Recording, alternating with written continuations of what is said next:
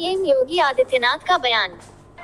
UP विधानसभा का शीतकालीन सत्र आज से शुरू हो रहा। सीएम योगी अनुपूरक बजट के साथ विधायी कार्य पूरे होंगे। सीएम योगी संसदीय लोकतांत्रिक प्रणाली के तहत चर्चा को आगे बढ़ा रहे। सीएम योगी पिछले 6 वर्ष में कार्यवाही गरिमापूर्ण ढंग से बढ़ी है। सीएम योगी इसी सदन में पहले मारपीट की घटना भी हुई थी। सीएम योगी लेकिन आज 6 वर्षों से कार्यवाही गरिमापूर्ण ढंग से चल रही। सीएम योगी मेरी सदस्यों से गरिमापूर्ण तरीके से चर्चा करने की अपील। सीएम योगी सत्ता पक्ष के साथ विपक्ष भी गरिमापूर्ण प्रणाली में मदद करे। सीएम योगी सरकार सभी मुद्दों पर चर्चा को तैयार। सीएम योगी विपक्ष के सभी सवालों का जवाब दिया जाएगा। सीएम योगी आज से प्रारंभ हो रहा है।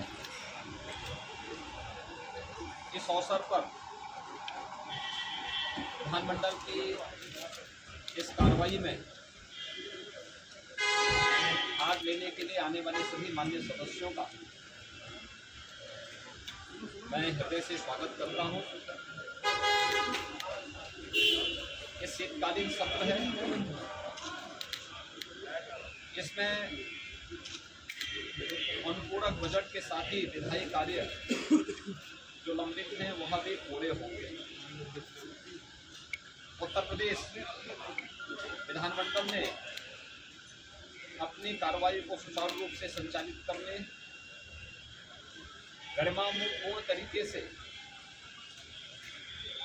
संसदीय लोकतांत्रिक प्रणाली को पुष्ट करते हुए बहुत महत्वपूर्ण मुद्दों पर पिछले 6.5 वर्ष से चर्चा परिचर्चा को आगे बढ़ाने में एक नई सफलता प्राप्त की, क्योंकि यही सदन था जहां पर एक बार मारपीट की घटना भी घटित हुई। लेकिन आज यहां पे चर्चा परिचर्चा, जन समस्याओं से जुड़े हुए मुद्दों को रखना, उनके निस्तारण की व्यवस्था करना, ये सभी चीज़ों को लेकर के बहुत अच्छे तरीके से यहाँ पर इस समय कार्रवाई चल रही है। और मेरी अपील होगी सभी माननीय सदस्यों से, खासतौर पर विपक्षी दलों के सदस्यों से, कि जिस गरिमापूर्ण तरीके से उत्तर प्रदेश विधानमंडल देश के अंदर वर्तमान में चर्चा में है, उस गरिमा को बनाए रखने की जिम्मेदारी जो सत्ता पक्ष की नहीं विपक्ष की भी है। पिछले 6.5 वर्ष के अंदर उत्तर प्रदेश विधानमंडल में कार्रवाई जिस गरिमापूर्ण तरीके से लोकतंत्र की सच्ची भावनाओं का प्रतिनिधित्व करते हुए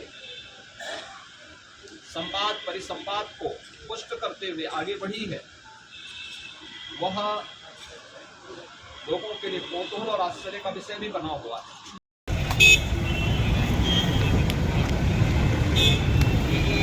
ये जब ये बात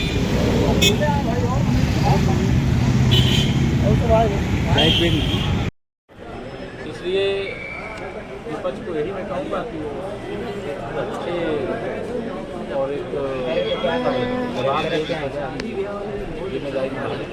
शिवपाल यादव का एक ट्वीट आया है। शिवपाल जी ने सीधे तौर पर कहा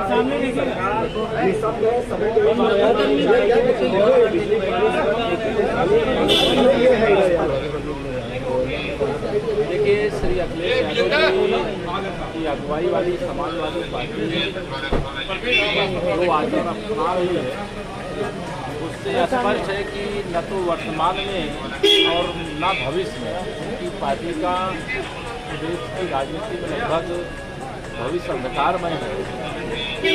अभी आपने देखा है कि वह स्वर्गीय प्रधानमंत्री वीपी सिंह जी की मूर्ति बोलते हैं, वह श्री अखिलेश यादव जी जो जिस करके कहते हैं वो बोलना उनकी मजबूरी है। सम्मेलन करने जा रही है अगले महीने, कांग्रेस नेताओं का एक सम्मेलन करेगी। देखिए, तुष्टीकरण भारत छोड़ो, भ्रष्टाचार भारत छोड़ो, परिवारवाद भारत छोड़ो, यह माननीय प्रधानमंत्री जी ने नारा दिया है, जिसे तुष्टीकरण के कारण जो राजनीति करते हैं कारवाई हो गया है। प्रदेश की सत्ता से बाहर हो गए। उत्तर प्रदेश के 2 सदन में से 1 सदन में कांग्रेस है ही नहीं, दूसरे सदन में 2 सदस्य बचे हैं और लोकसभा में उत्तर प्रदेश से 1 ही सदस्य है।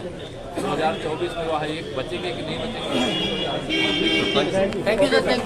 जो ये सेशन चला रही है इसका मतलब सरकार विपक्ष के सवालों से बचना चाहती है। विपक्ष के सभी सवालों का जवाब सरकार दे, इसी से लोकतंत्र मजबूत होगा, इसी से जनता की जो तमाम समस्याएं हैं उनके बारे में जनता को आखिरकार सरकार क्या कर रही है इससे क्या करना चाहिए। ये जनता के सवालों से सरकार भागना चाहती है, इसीलिए इस सत्र का समय बहुत कम रखा गया है।